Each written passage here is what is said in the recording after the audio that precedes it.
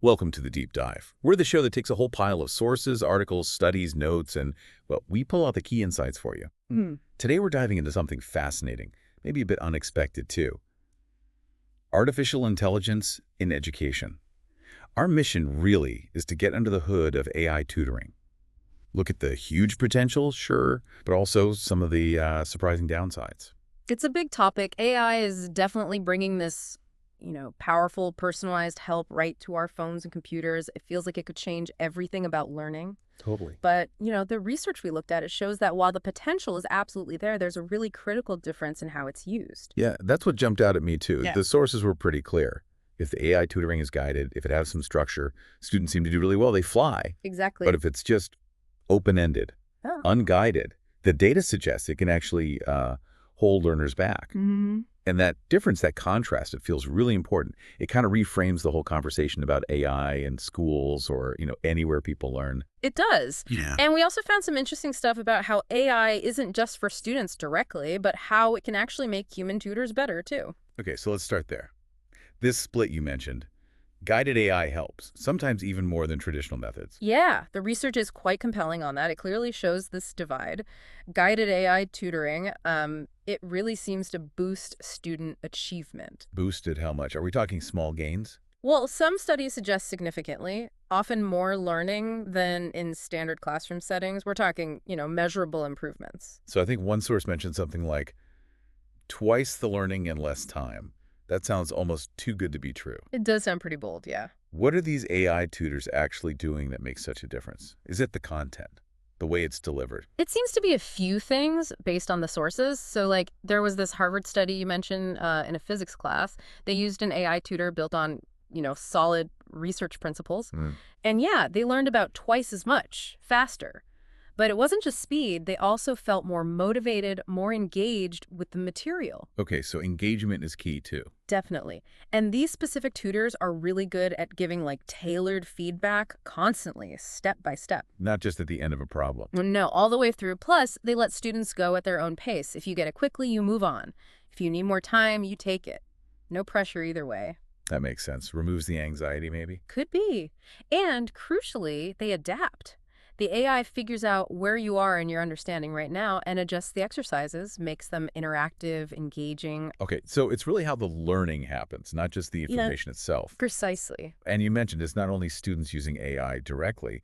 What was that about human tutors? Yeah, that was interesting. Stanford did some trials with math tutoring. They found when real human tutors used AI assistance tools to help them guide the students, those student scores went up quite a bit. Yeah, especially when the human tutor was maybe less experienced.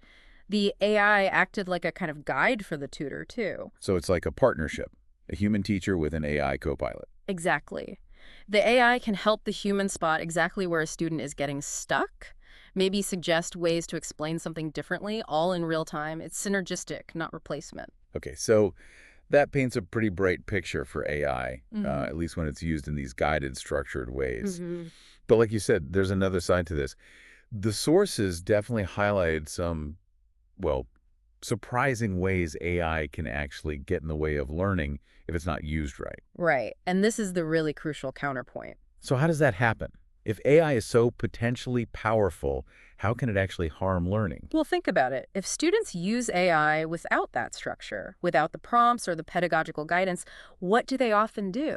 Just ask for the answer. Pretty much. They might copy answers without really grappling with the concepts. They can kind of skim through the material, superficially. And when that happens, they miss out on building those deeper skills, the critical thinking, the problem-solving muscle. So by getting the right answer easily, they're basically short-circuiting the learning part, the actual struggle. That's exactly what the research suggests. They bypass the effort, the productive struggle. That's actually essential for making knowledge stick. It's like always using GPS instead of learning the roads yourself. That's a great analogy. You get where you're going, sure, but you never build that internal map, that sense of direction.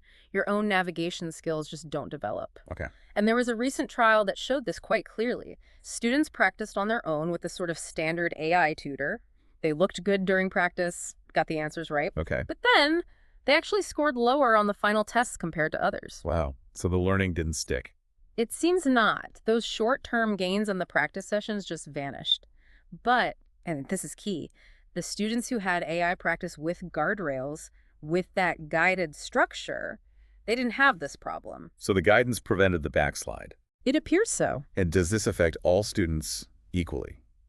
Or are some more vulnerable? Yeah, the sources suggest lower achieving students might be more at risk here. How so? With unguided AI, they risk losing motivation, and they might not develop those crucial self-regulation skills like managing your own study time, staying focused, pushing through difficulty.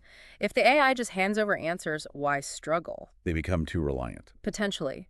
Higher achieving students might benefit from more autonomous AI use, but probably only if they already have strong, independent learning habits. Even then, they need to avoid using it just as a crutch to get answers faster. Okay, this is really important. So what does this all mean for actually putting AI into practice? In schools, for homework, whatever. It really sounds like the how is maybe even more critical than the what. That's absolutely the takeaway. If you zoom out, the sources converge on this. The design, the structure, the supervision around these AI tools, that's what makes or breaks their effectiveness for real learning. So effective AI tutoring isn't just any AI. No. It's AI that keeps feedback focused, structured. It's AI that nudges students towards solving the problem, not just getting the answer.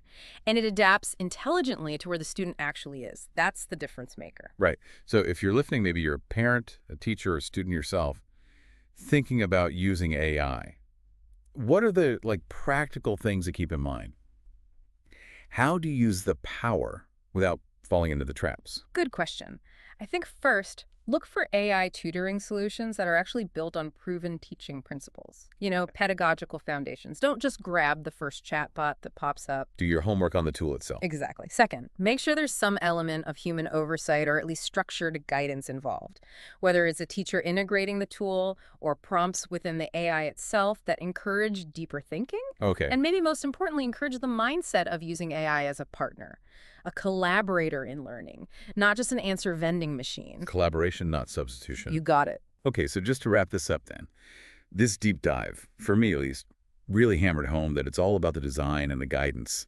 Structure, supervision, that's what unlocks real learning gains with AI. It's not the tech alone. It's how it's deployed.